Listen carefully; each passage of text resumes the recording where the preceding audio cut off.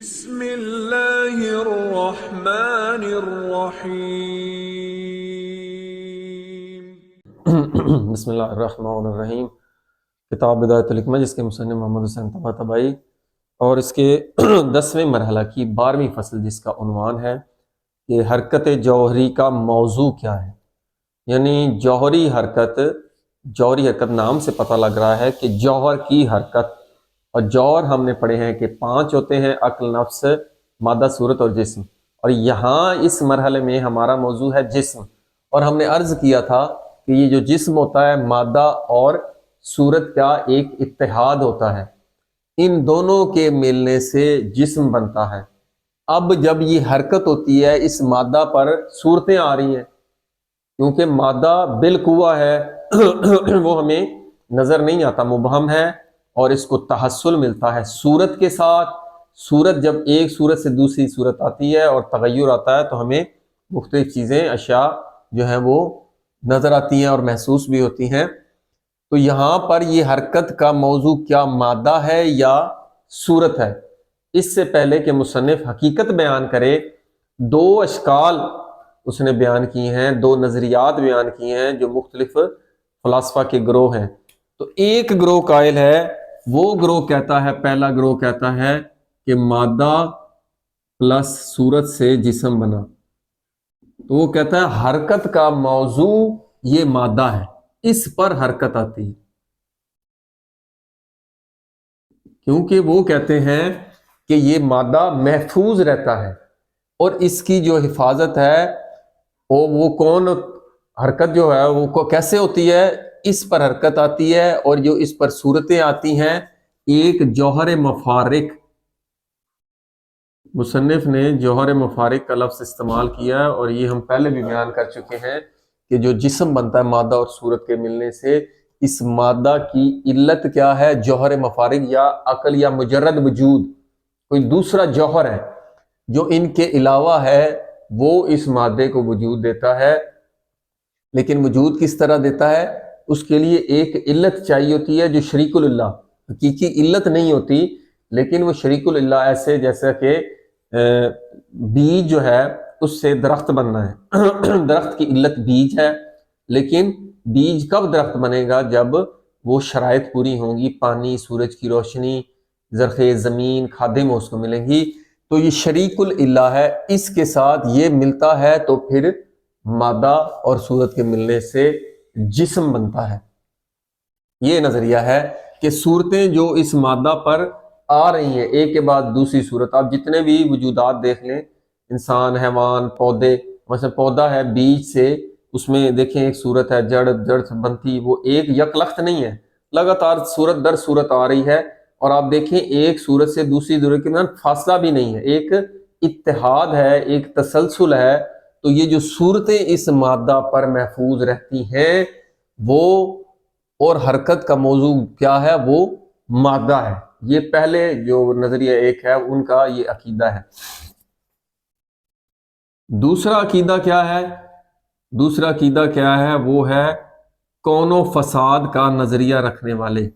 وہ مشاع ہے کہ ایک صورت زائل ہوتی ہے، فاسد ہوتی ہے، تو پھر اگلی کونی وجود اس کو ملتا ہے۔ ایک صورت فاسد ہوتی ہے، اگلی صورت آتی ہے، پھر وہ فاسد ہوتی ہے، پھر اس سے اگلی صورت آتی ہے۔ اور یہ جو لوگ ہیں کون و فساد کا نظریہ رکھنے والے، یہ حرکت جوہری کے منکر ہیں۔ حرکت جوہری تو آپ کو بتا چکے ہیں، یعنی جوہر میں حرکت، یعنی حرکت کوئی الگ نہیں ہے، وہ جوہر خود ہی حرکت ہے، اور حرکت جوہریہ اس کی ذاتی ہے۔ ایسے نہیں ہے کہ پہلے جوہر کو خلق کیا پھر حرکت اس میں ڈالی گئی، بلکہ خود جوہر کی حرکت ذاتی ہے، جیسے کہ انسان کہ حیوان ناطق اس کے اجزاء ہیں، وہ انسان کے ذاتی اجزاء ہیں۔ تو اسی طرح جو حرکت ہے جوہر کی ذاتی ہے، یہ مصنف پہلے بیان کر چکا ہے۔ تو یہاں پہلا نظریہ بھی بیان ہو گیا۔ دوسرا نظریہ، اس میں مصنف کیا کہتے ہیں کہ یہ جو مادہ کو صورت سے تحصل ملتا ہے، یعنی صورت آئے گی، مادہ تو بالقوہ ہے، صورت کے ذریعے ہی مادہ نظر آتا ہے، اس میں قوت پائی جاتی ہے۔ تو یہ جو صورت ہے، یہ اس کا تعلق جوہر مفارق جو ہے،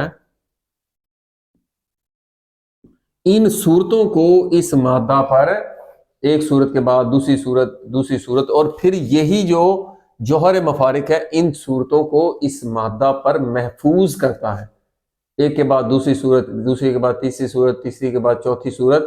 تو یہ جو ہے اختصار کے ساتھ جو صورتوں کو مادہ پر جو تحسن ملتی ہیں، بار بار صورتیں آتی ہیں، وہ جوہر مفارق. یہاں پر تھا کہ مادہ خود حرکت کا موضوع ہے، یہاں پر جو فاعل ہے مادہ کا فاعل وہ صورت کے ذریعے سے، جوہر مفارق صورت کے ذریعے سے مادہ پر وہ صورتیں لاتا ہے اور صورتوں کی حفاظت کرتا ہے.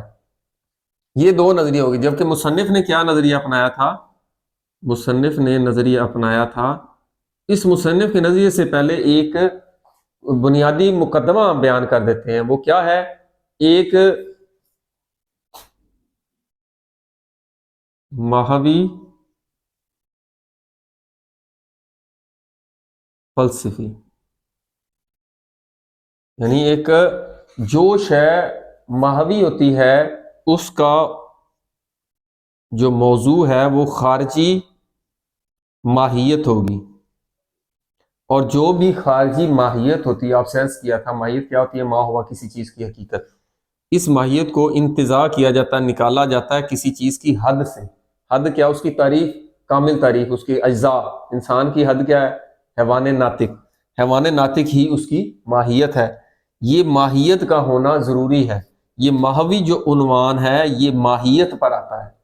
جب یہ ماہوی عنوان ماہیت پر آتا ہے تو ماہیت تو ایک خاص شے ہے، مثلا انسان ہے، یہ انسان ہے، یہ گھوڑا ہے، یہ گدھا ہے، یا کوئی بھی چیز ہے، کوئی بی، کوئی آم کا درخت ہے، سب کی حد الگ الگ ہے، سب کی ماہیت الگ الگ ہے. اس لیے جو ماہوی عنوان ہے وہ اس کے لیے الگ ہے، اس کے لیے الگ ہے، اس کے لیے الگ ہے. یا یوں کہیں کہ یہ جو ماہوی عنوان ہے یہ ایک ماہیت کے ساتھ خاص ہوتا ہے.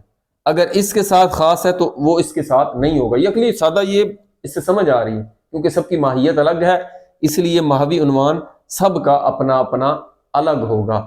ایک کا عنوان ماہوی دوسری کے ماہوی عنوان پر صادق نہیں آئے گا. جبکہ فلسفی جو ہوتا ہے عنوان ہوتا ہے یہ ذہنی ہوتا ہے، یہ ذہنی ہوتا ہے. تو جب ذہنی ہوتا ہے تو یہ ماہیت پر بھی صادق آ سکتا ہے اور غیر ماہیت جس کی ماہیت نہ ہو.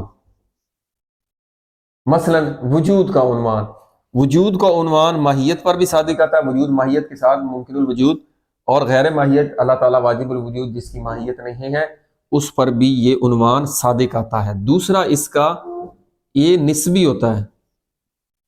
نسبی سے کیا مراد ہے؟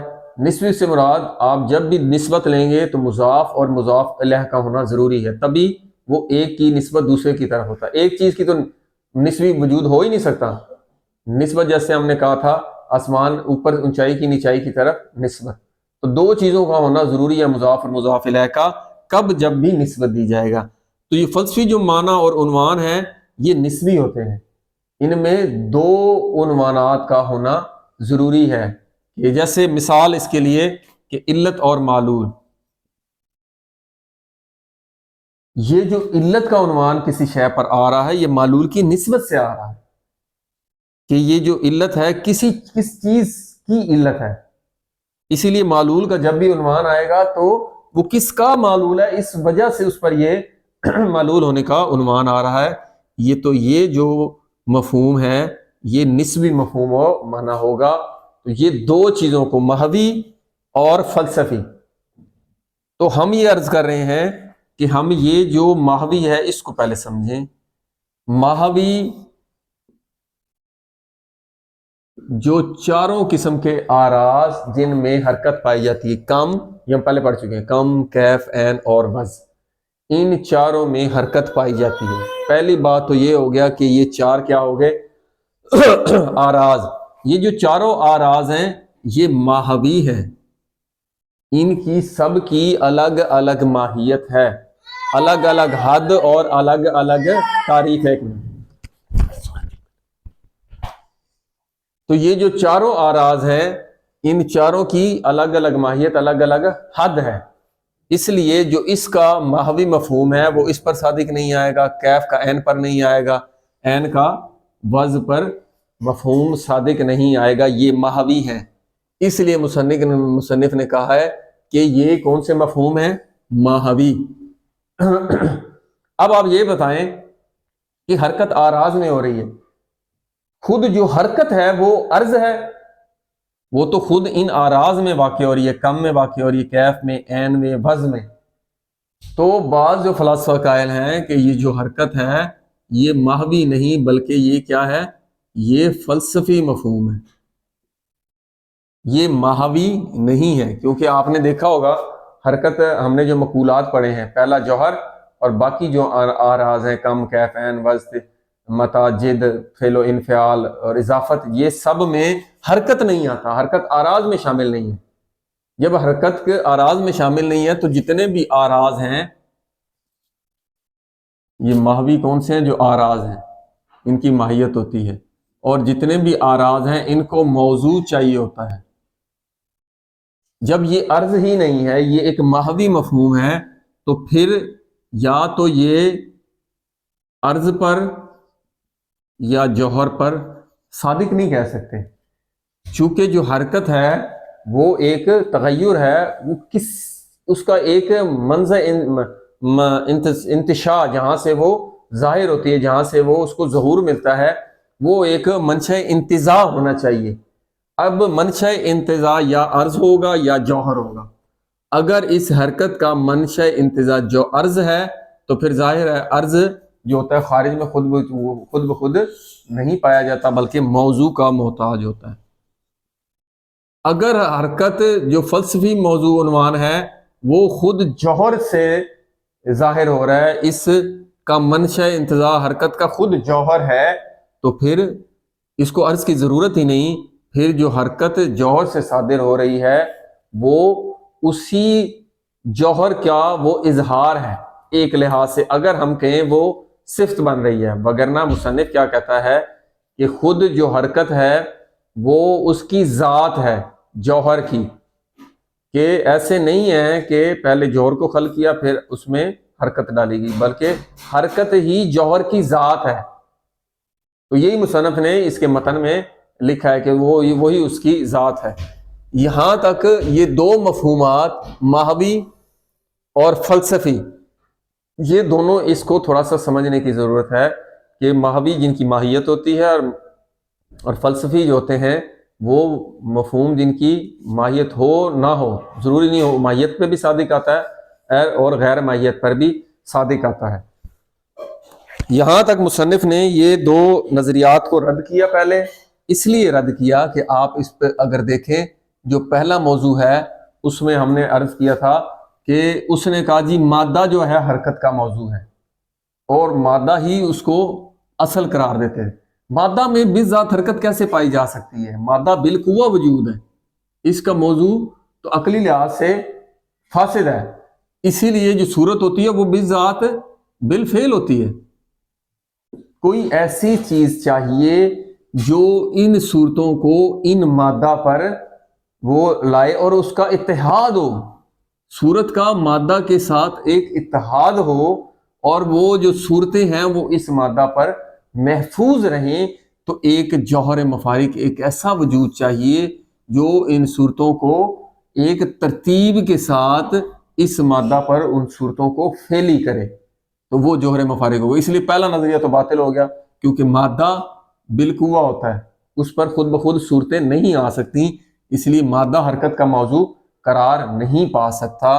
البتہ دوسرا موضوع یہ ہے، اس کی تھوڑی سی تفصیل ہم نے پچھلے مباحثے میں عرض کی تھی، کون سی؟ کون و فساد کی اور ڈارون کی تھیوری، جو دونوں ہم نے بیان کی تھی، اس میں ہم نے یہی بتایا تھا کہ یہ نمو پاتا ہے، نمو سے پھر اگلی حیوانی جو صفت ہے وہ اس سے ظاہر ہوتی ہے۔